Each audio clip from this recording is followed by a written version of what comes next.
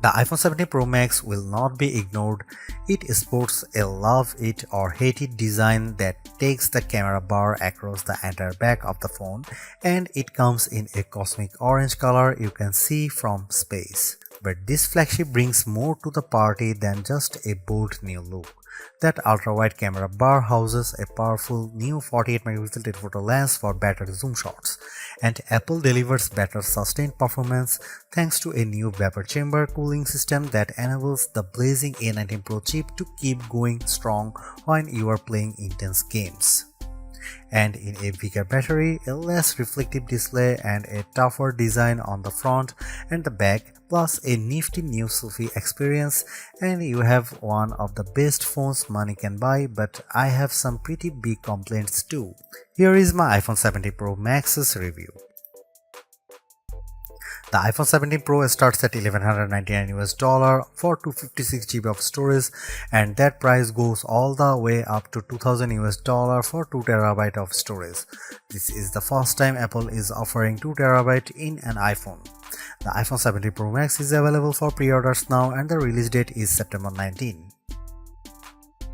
Apple took a risk with the iPhone 17 Pro Max redesign, and I actually think it pays off.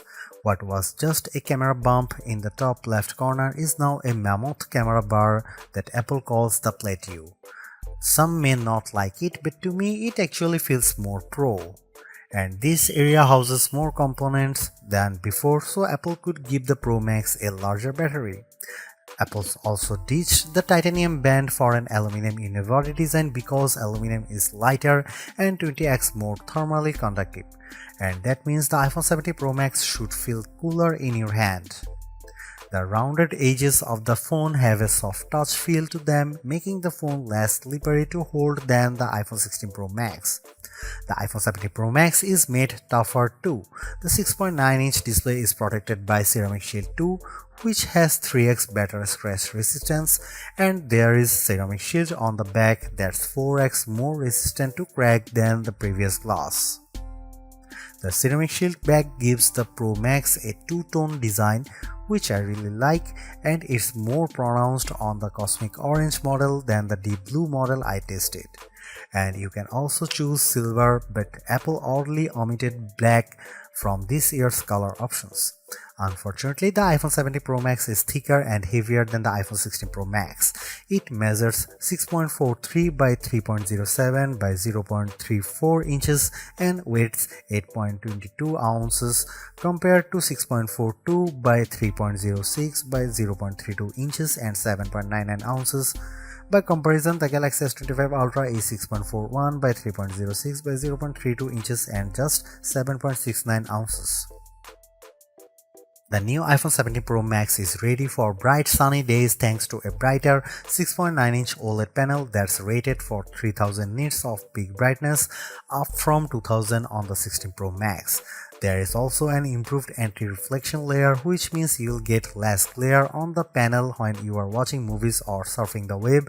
When I held the iPhone 17 Pro Max or 16 Pro Max in my hand and turned the phones in direct sunlight, I noticed less reflections on the newer iPhone.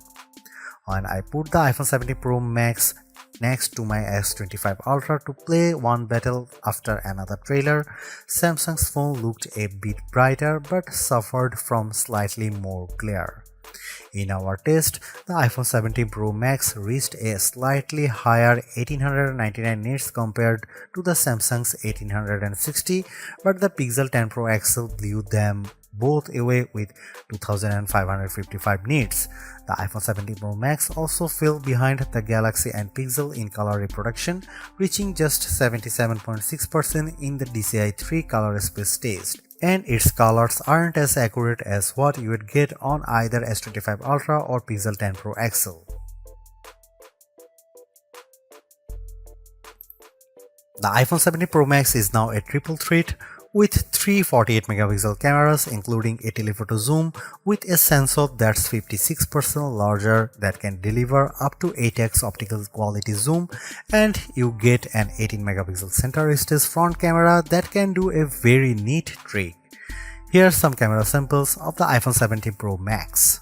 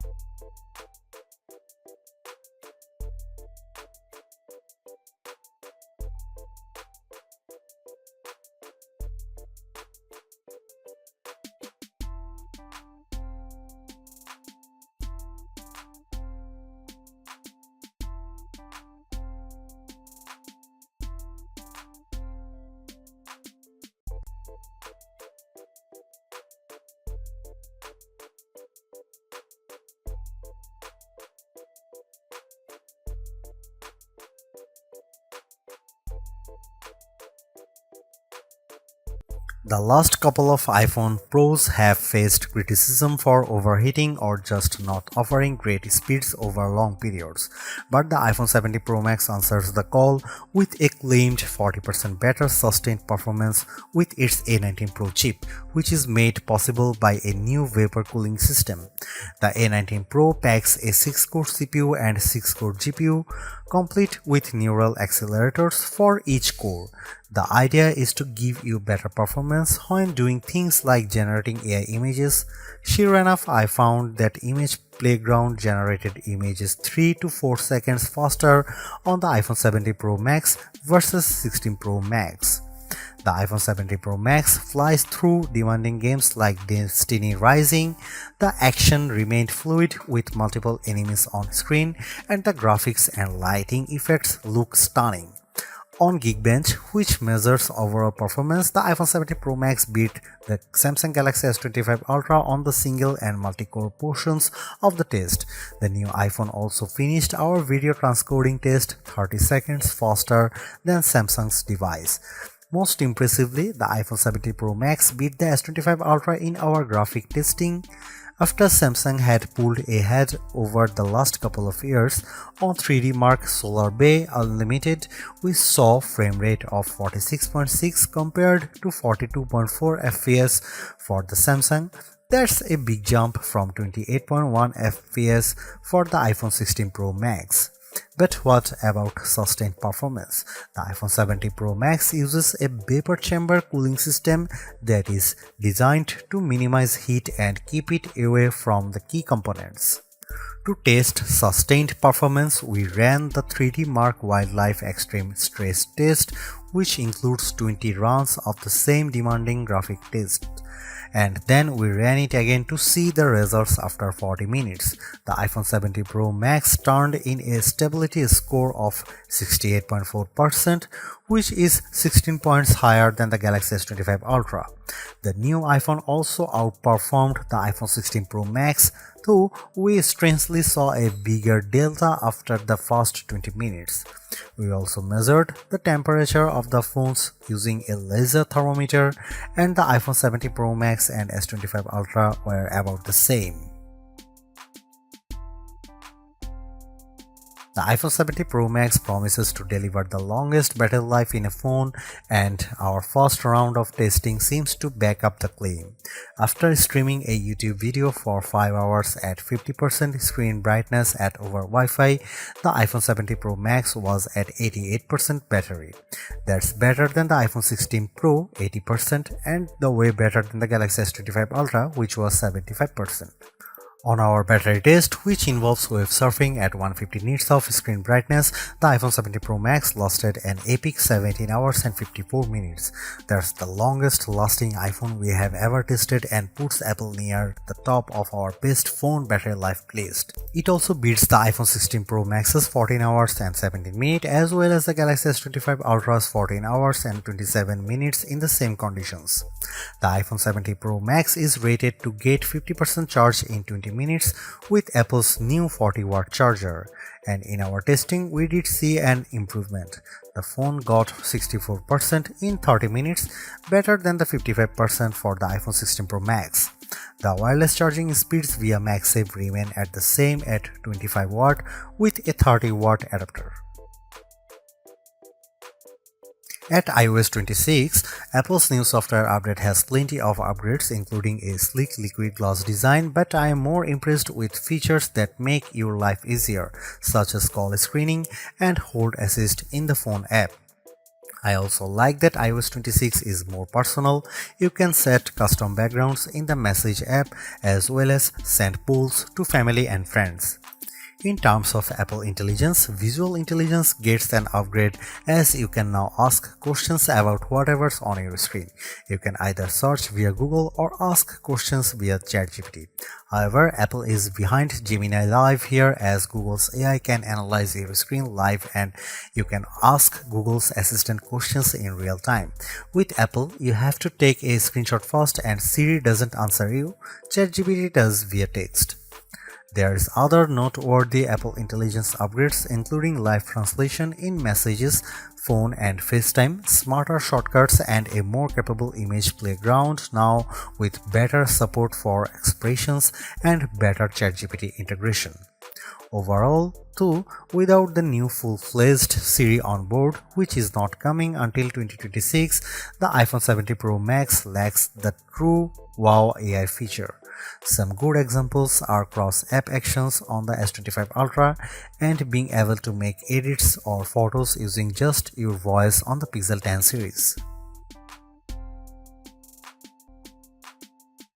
The iPhone 17 Pro Max is the phone to get it if you love iOS and you want a big screen and the longest battery life possible. The iPhone 17 Pro is also great too if you prefer a design that's more compact. I would personally not upgrade if you have an iPhone 15 Pro Max or iPhone 16 Pro Max. The enhancements aren't compelling enough, but if you are coming from an older iPhone 14 Pro Max, I could definitely recommend stepping up to the new iPhone. You will enjoy a larger and brighter 6.9-inch display on Apple's newer phone, considerably faster performance, a tougher design, longer battery life, a better and smarter center stage front camera and other perks like audio mix for your videos. And even though there is no true killer Apple Intelligence feature yet, the iPhone 17 Pro Max is in line to get the new and improved Siri when it's finally ready. Is the iPhone 17 Pro Max the best phone overall? I would argue that the Galaxy S25 Ultra is better in some ways, including its AI features and zoom cameras, but if you are in the Apple ecosystem, the iPhone 17 Pro Max will make you happy, extra large camera bar and all.